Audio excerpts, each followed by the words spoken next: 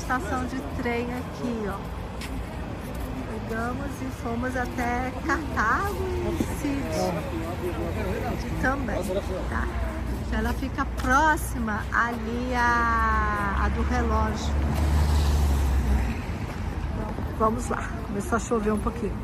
Pegamos o trenzinho e paramos aqui em Cartaz Salambo.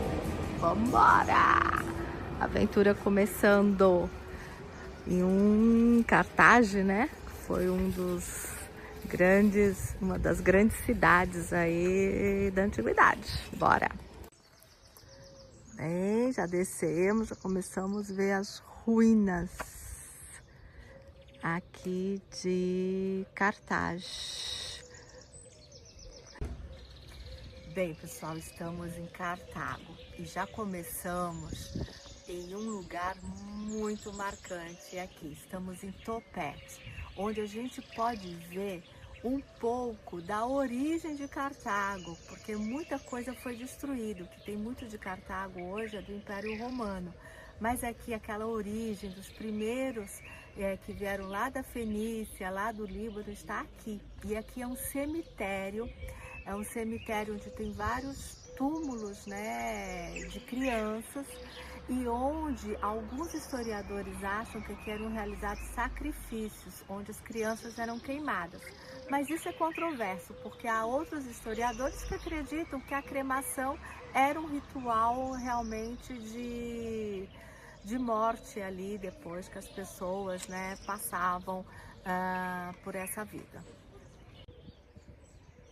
Então aqui um pouco, né, da história da origem de Cartago, gente. É muito emocionante mesmo, porque pouco sobrou, né, desses primeiros habitantes. Então, estamos aqui num cemitério da antiguidade, de antes de Cristo. E aqui, né, com essa dúvida, né, se as crianças eram sacrificadas ou se realmente era um ritual pós-morte aqui.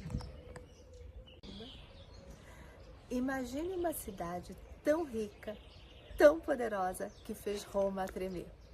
Uma cidade fundada por exilados, destruída por vingança e ainda hoje enterrada sobre séculos de história.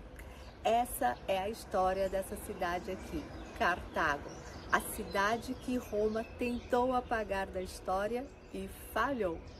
Cartago está coladinha a Tunis, a apenas 14 quilômetros daqui. Vem comigo conhecer um pouco mais dessa história incrível da antiguidade. E aqui, ó, ainda estamos tendo as escavações. E você vê que são cidades em cima de cidades, né? Que interessante aqui. Um pouquinho aqui, ó, mais dos primeiros habitantes de Cartago. Com as lápides aqui.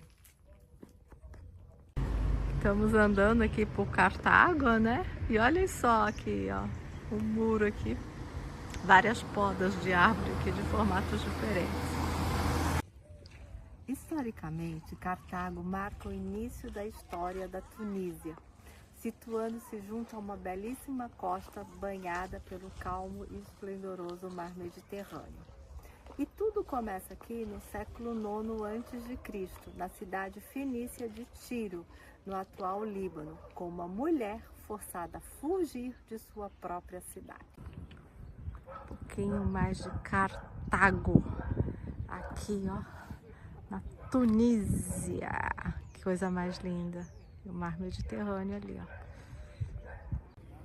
Estamos aqui, gente, no local que era o antigo porto, ou os portos púnicos, que foi utilizado, né, na guerra aí, nas guerras púnicas contra Roma. Olhem que coisa mais linda esse caminho. Vem comigo entre as flores. O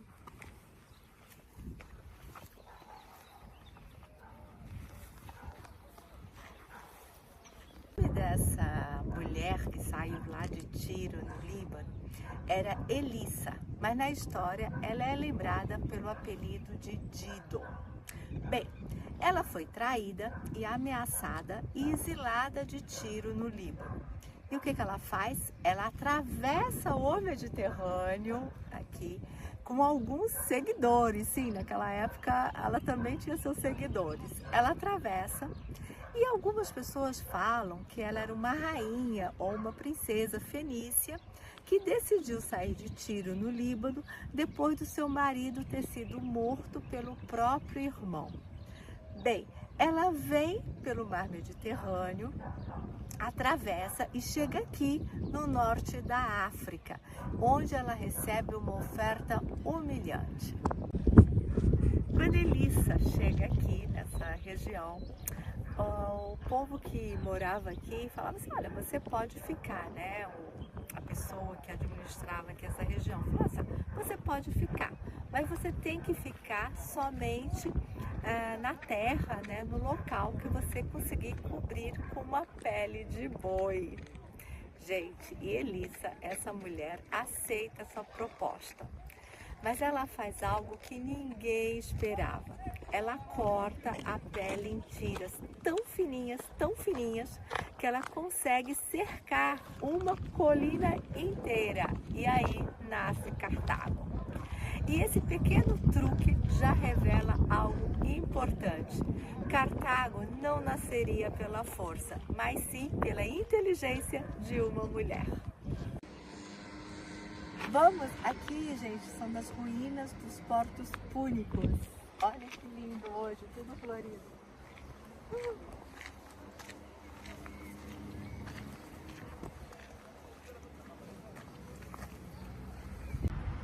Aqui é um outro museu em Cartago, são vários museus.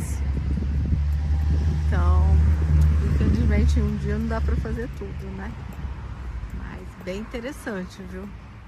E eu acho que fica até bom hospedar aqui em Cartago mesmo, para dar tempo de ver tudo. Aqui, ó, mais um pouquinho dos museus, dos mosaicos, né, romanos aí. E aqui nesse museu a gente já vê alguns exemplares dos mosaicos romanos, né? Essa arte aqui que os romanos utilizavam para enfeitar suas casas, o chão das suas casas. Alguns enfeitavam até as paredes. E eu falo que eles são os que antecederam, né, os azulejos aí portugueses, a arte espanhola também. E aqui, gente, depois que Roma conquistou, né, Cartago e refundou a cidade como sua colônia, aqui estava uma das ruas, né, dessa nova cidade. Então aqui a gente tem uma rua romana aí. Estamos subindo aqui para visitar a colina de Birza. E aqui já encontramos algumas embaixadas, é bem bonito aqui. Casas muito bonitas aqui na região. Um pouquinho mais, ó, de Cartago, aqui na Tunísia. E ali, ó, o mar Mediterrâneo. E aqui a gente tá onde fica, né, o museu, chama Colina de Birza, né? Fica o Museu de Cartago e a igreja de São Luís ali. E é aqui, gente, que a gente compra os tickets. São 12 dinários por pessoa e dá direito a todos os circos arqueológicos aqui de Cartago. Enquanto gregos e romanos conquistavam terras, Cartago conquistava o mar. Seus navios estavam em todos os portos importantes do Mediterrâneo. Seus comerciantes iam onde ninguém mais ousava ir. Eles negociavam ouro, prata, marfim e riquezas vindos do coração da África. Em pouco tempo, Cartago se torna uma das cidades mais ricas do mundo antigo. Um grande centro de poder com cerca de 500 mil habitantes. Mais um pouquinho da colina de Birza, onde a gente vê, né, Daria para ver, né, os portos púnicos aqui.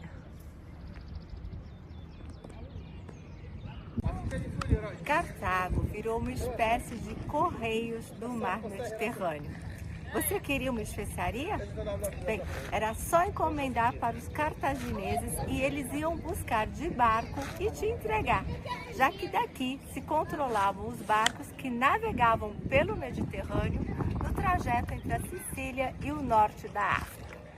Só que existe uma regra eterna da história: riqueza atrai inveja. E foi aí que Roma entrou em cena.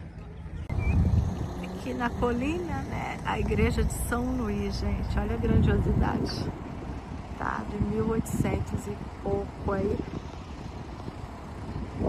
aqui em Cartago. A igreja de São Luís aqui, ó, e é uma mistura arquitetônica, né, de elementos árabes, elementos cristãos, bem bonita, na colina de Birza. Roma versus Cartago, o conflito que mudou o mundo. Roma e Cartago nunca deveriam coexistir. Duas potências, dois modelos de mundo, um conflito inevitável. E foi aí que começaram as guerras púnicas. E então surge um nome que ainda hoje assombra Roma: Aníbal Barca. Ele fez o impensável. Ele leva elefantes de guerra pelos Alpes, gente, e derrota Roma em batalhas humilhantes. Imagine uma travessia dos Alpes com 40.000 homens e 38 elefantes. Por alguns anos, Roma realmente acreditou que iria cair. Mas então surge a pergunta: se Aníbal venceu tantas batalhas, por que Cartago perdeu a guerra? Roma nunca esqueceu o medo que sentiu. Décadas depois, Roma volta, não para vencer, gente, mas para se vingar.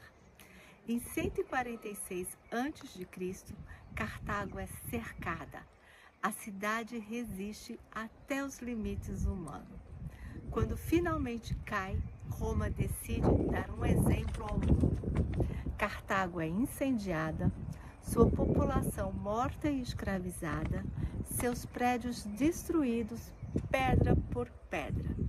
Segundo a tradição, os romanos ainda jogam sal sobre a terra, para que Cartago nunca mais existisse. Mas a história ainda não acabou por aí. Algumas décadas depois, Roma percebe algo curioso. Ela destruiu Cartago, mas precisava dela. Então faz o impensável, reconstrói a cidade. A nova Cartago se torna capital da África romana, uma das cidades mais ricas do Império e o celeiro de trigo de Roma. Assim, em 146 a.C., depois de 3 guerras púnicas que duraram 128 anos e deixaram pouco da Cartago original, os romanos tomaram o poder e a reconstruíram todinha para transformá-la na maior cidade do Império Romano na África. E são dessa época as ruínas que hoje atraem tantos turistas. Se você gosta de história antiga, não esqueça de dar o seu like e seguir aqui no canal para mais descobertas. As termas de Antonini, ou Antônio, por sinal, é o ponto mais bem preservado do distante passado romano de Cartago. Grandiosa, as termas já foram classificadas como o maior banho público de toda a África, além de ser também o terceiro maior banho público já construído pelo Império Romano. As termas de Antonini foram erguidas no século II, com vista para o mar Mediterrâneo, gente, considerado o maior complexo termal fora de Roma.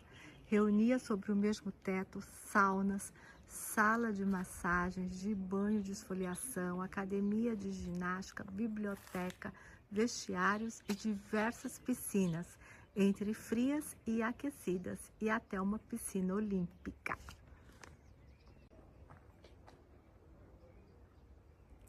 um pouquinho das termas desse complexo aqui. Monumental, gente. Como tudo do Império Romano, né? Aqui, ó, no Teatro Romano de Cartago.